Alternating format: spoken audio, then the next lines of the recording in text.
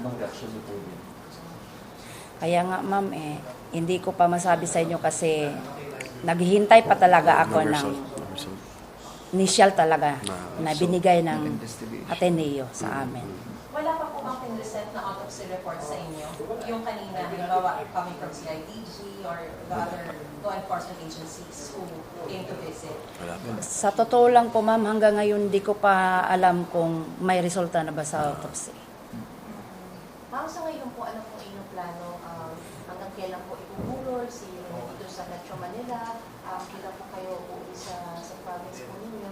Sa ngayon, naghihintay lang po ako ng resulta ng autopsy and then yung death certificate niya, yung mga certification, lahat ng papers gusto kong ma-intact lahat. Pagkatapos nun, baka mamaya or bukas, ililipad ko na yung anak ko patungong Agosan. Ano The tulong? latest would be, Latest. kailan po yung latest na possible na mailipad? Baka bukas po, bukas. Bukas po. Ma'am, ano na itong tulong na natanggap niyo from the Ateneo of Manila University? The funeral service. May mga tulong na po ba silang binigay sa inyo?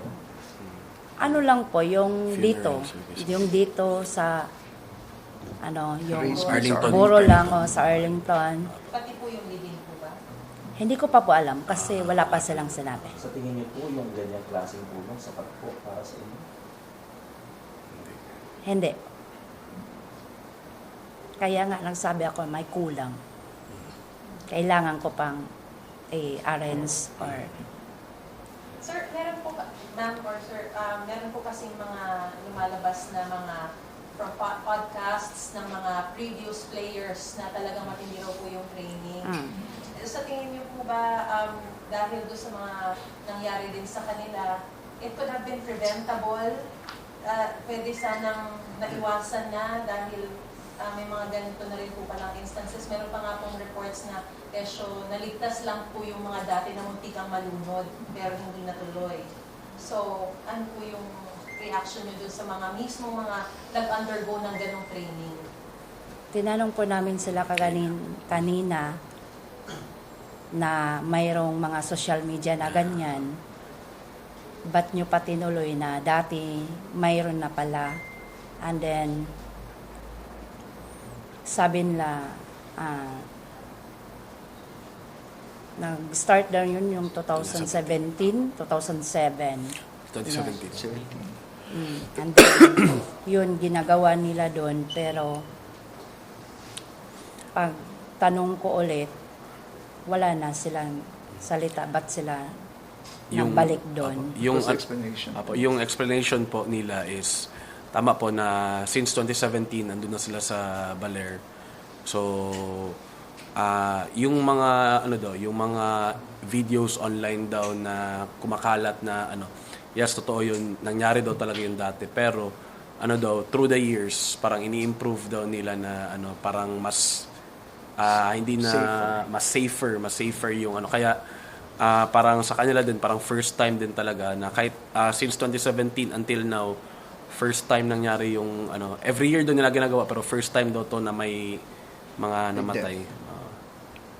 Tay, pwede po ba kayong hingan din ng maikling kahit na statement lang po dito sa nangyayari? You've been very silent. Alam po namin na kayo rin po mismo ay nananaghoy at nagdadalang hati rin po. Ayaw daw niya salita. Understand? Ma'am, sabi niyo may kakulangan. Ano gusto niyo sabihin sa Ateneo de Manila University? Sana mabigyan nila ng ng complete na sa akin yung lahat na tinanong ko sa kanila. Ma-clear talaga, masagot talaga nila. Yan. Ma'am, na-explain din po ba na parang kayo kinailangan niyo pa po atang lumapit sa LGU para lang makalipad dito? Parang na-explain din po ba ng Ateneo kung bakit hindi kayo agad din napuntahan, nadala dito?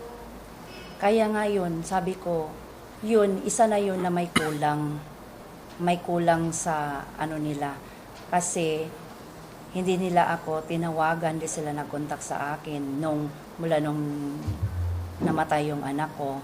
hinintay pa talaga nila na kanina pa nasagot yung ano. Kaya yung governor doon sa amin, siya na sa amin bigay ng tulong para makapunta ako dito.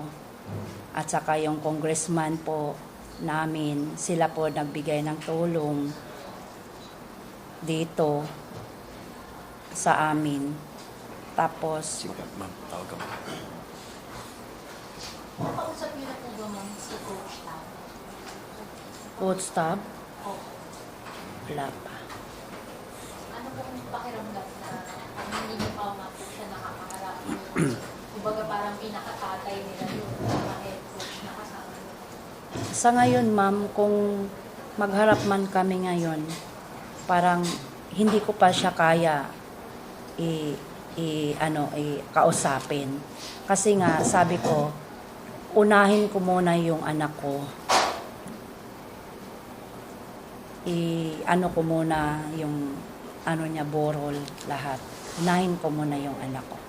Kasi kung mag-uusap pa kami, matagalan pa ako dito. Kung siguro may contact naman siguro sila sa akin. Kung gusto nila makiusap sa akin, ganyan. Pero sa ngayon, hindi pa rin nila sinabi sa akin na makipag-usap sila sa akin. Ma'am, tungkol sa group po ng inyong anak, tsaka po ni Aligi, wala rin po bang nakipag-usap sa inyo? Like, anong kwento, kung ano po yung nangyari nung naganap yung incident? Kanina. Teammates, wala. Pero yung coaches kanina, yun yung Andun yun sa- lang nagsalita sa amin. Yung po coach na yun, kasama din po sa tinutulungan? Kasama daw po siya. Yung dalawang coach. Ano po yung binanggit nila sa inyo, ma'am? Yun nga, ang aksidente lang daw talaga. Kung sa pagkikipag-usap niyo with Ate Mayo kanina, did they at least give an assurance na tutulong sila sa any plans or decisions na with regards to yung staff? Sinabi nila na kung sila daw ng transpo doon sa pauwi at saka dito, sila daw, magsabi lang po daw ako. Yan lang po. Pero bukod po dun sa assistance na gano'n, meron po ba silang assurance na they will also have this incident investigated?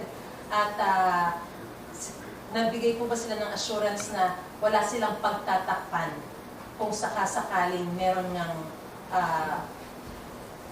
something na nangyari aside from accident? Wala. Parang wala silang sinabi kanina sa akin yan. Do you want to have, or at least, yun po ba yung inaasahan nyo sa kanila? Isa din pa. Ma'am, sorry po sa tanong. Kayo po ba yung dismayadong galit sa Ateneo? Sa ngayon, normal. Kasi Namatayan. kahit sino sa atin, di natin niya matanggap. And then, pag Ateneo ang pinag-uusapan, parang isa din yung anak ko Atenista. And then, doon din siya sumikat. So, ngayon, masasabi ko lang, depende na lang yun kung ano talaga ang masabi or ano ang clear, yan lang masabi ko.